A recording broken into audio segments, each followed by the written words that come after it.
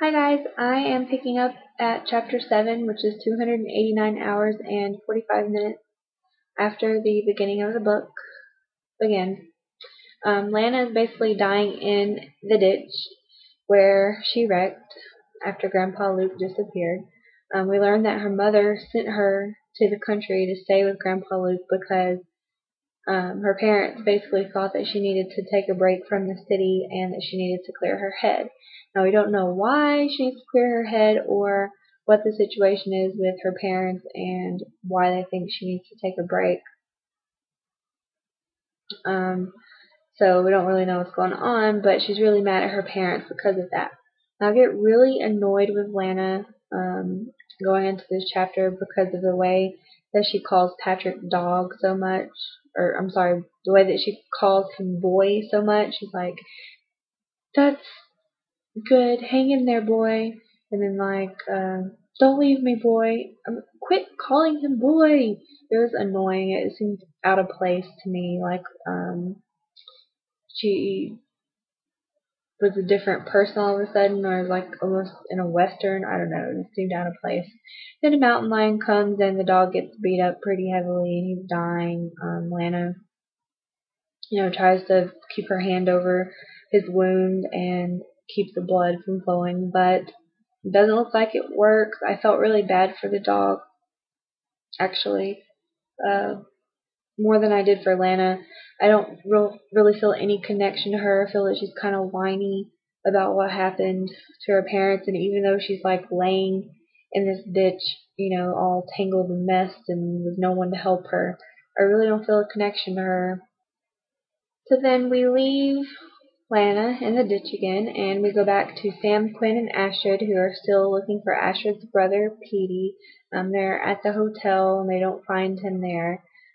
They start to comment about how it's really weird that no one has tried to find them. There's no rescue team or anything, police or anything. They're very cut off. Sam thinks that somehow what happened with his stepfather, the light in his room, the disappearance of everyone over the age of 14, and his mother's diary are somehow connected. That's a long stretch for me because I have no clue how any of those things are connected. It's a big mystery right now. I'm kind of looking at this story, wondering where it's going at this point. And then we go into chapter 8. Chapter 8 is where we find Mary Terrafino, taking care of little kids at the daycare, and she's there with John, which I think is her brother. And they're pretty stretched thin. They don't have enough supplies to take care of the children. They're really tired and they need some help. So Mary goes to Howard looking for Sam. She doesn't know where he is. And Howard's basically a big punk jerk. And I do not like Howard. He calls Mary a B word, which I would have slapped him. Mary really impresses me on how she stands up to Howard and how she's taking charge of taking care of the kids, which was what my initial thought was going into the book and through chapters 1 through 3. I was like, who's going to take care of all those kids? So I'm really glad that someone is taking care of them. That's good. So that's pretty much it for chapter 8. It's really just seeing the kids cry and how everyone is just kind of displaced at this point, trying to figure out what's going on. Chapter 9, which is 277 hours and 6 minutes from the beginning of the book, Astrid wakes Sam and comments about how the barrier that they found around the town looks like possibly a dome that is covering them, and she explains how the top may be clear, and that's why they can see the sky. But they're not really sure. They hear an engine coming down, and it turns out to be this guy named Adilio who is trying to dig a hole beside of the barrier, basically to dig his way out. Sarah, Quinn, and Adilio dig about 5 feet down next to the barrier, and they notice that it still keeps going underground. They can't dig under it. They consider using a jackhammer, but they don't. We learn a little bit about Adilio and his family, and at this point I feel like I know a whole bunch of characters and a little bit of their backstory, so it's just kind of random right now. I don't really know what's going on. I'm not connecting anything at this point. Are any of you connecting anything? I don't know. There's stuff going on here and there's stuff going on there, and I'm not finding any like bridging of the gaps. Of course, this is still early in the book, so you know that's normal, but I don't know. It's kind of weird right now. Okay, so then Quinn makes a terrible joke about Adelio and his folks crossing the border from Mexico, and I was liking Quinn up to this point. Why did you make that comment, Quinn? That was not cool. That was racist and very stereotypical, and I did not enjoy that.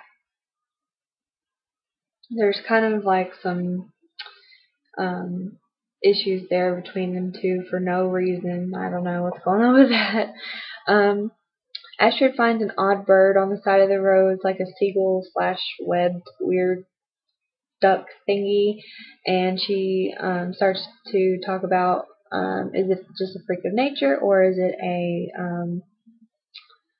like a modification or a mutation? What's going on with this bird? And again, it's another piece to a puzzle that's not making any sense right now. It's just a mysterious thing that's mentioned.